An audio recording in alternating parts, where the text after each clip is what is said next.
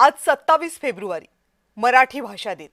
कविवर्य विष्णू वामन शिरवाडकर म्हणजेच महाराष्ट्राचे लाडके कुसुमाग्रज यांचा जन्मदिवस। दरवर्षी मराठी भाषेचा उत्सव याच दिवशी साजरा होतो। आजही झाला, महाराष्ट्राच्या गावागावात झाला।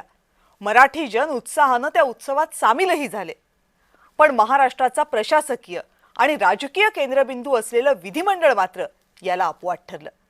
आज मराठी भाषा दिनानिमित्त विधिमंडळामध्ये एका विशेष कार्यक्रमाचं आयोजन करण्यात आलं होतं।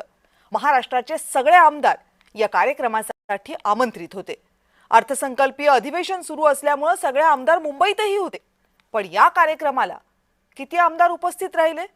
जेमतेम 10%। बाकीच्या आमदारांनी या कार्यक्रमाला थेट दांडी मारली। 2 महिन्यांपूर्वी महानगरपालिकेच्या निवडणुका झाल्या। सगळ्या राजकीय पक्षांचं लक्ष होतं ते मुंबई महानगरपालिकेकडे। आणि याच मुंबई महानगरपालिकेसाठी सगळ्यात कळीचा मुद्दा काय होता? मराठीचा, मराठी भाषेचा। त्याच्याही 4 महिने अगोदर प्राथमिक वर्गांसाठी मराठी सक्तीची या मुद्द्यावरून राज्यात राजकीय वातावरण तापलं। सगळे नेते मराठीच्या मुद्द्यावर तावातावाने बोलले।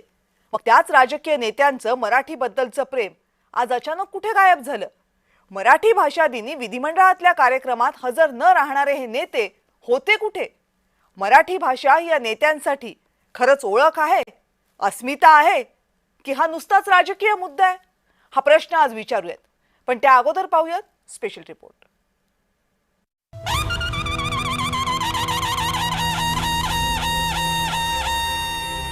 आज 27 फेब्रुवारी मराठी भाषा दिन।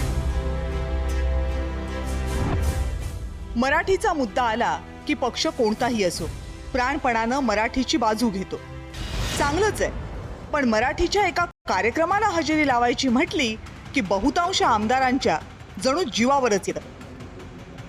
हे म्हणण्यासाठी कारण असं आहे की आज मराठी भाषा दिनानिमित्त सकाळी विधिमंडळ सचिवालयानं एका कार्यक्रमाचं आयोजन केलं होतं। सर्व आमदारांना या कार्यक्रमाचं निमंत्रण होतं, पण प्रत्यक्षात या कार्यक्रमाला किती आमदार हजर राहिले? 70% नाही, 50% नाही, फक्त 10% आमदार उपस्थित होते। मुख्यमंत्री, दोनही उपमुख्यमंत्री, मंत्री आणि काही निवडक आमदारांच्या उपस्थितीत हा कार्यक्रम पार पडला। यावरूनच जय महाराष्ट्रनं काही सवाल उपस्थित केले। प्रचारासाठी दिवसरात्र दौरे करणाऱ्यांना मराठी भाषा दिन कार्यक्रमाचं इतकं वावडं का? एरवी मराठीच्या नावानं राजकारण करणाऱ्यांना मराठीच्या कार्यक्रमात येण्यासाठी वेळ नाहीये? वीकेंडला मतदारसंघात जाणारे बहुतांश आमदार आज काय सकाळी सकाळीच आपापल्या भागात निघून गेले का? आता या अनुपस्थित असलेल्या आमदारांवर विधानसभेचे अध्यक्ष कारवाई करणार आहेत का?